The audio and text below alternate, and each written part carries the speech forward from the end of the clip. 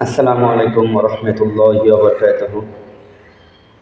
ওসমান রাদিয়াল্লাহু তাআলা আনহু হতে বর্ণিত, তিনি যখন কোনো কবরের পাশে দাঁড়াতেন তখন এমন কাঁদতেন যেন তার দাড়ি ভিজে যেতেন।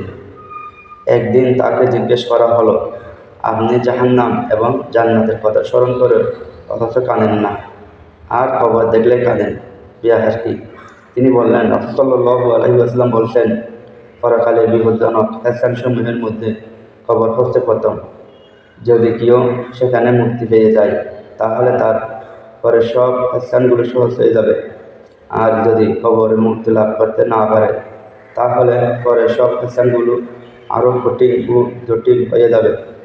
অতঃপর কোনো জঘন্য ও ভয়াবহ স্থান দেখিনি যা কবরে চাইয়ে জঘন্য ও ভয়াবহ হতে পারে।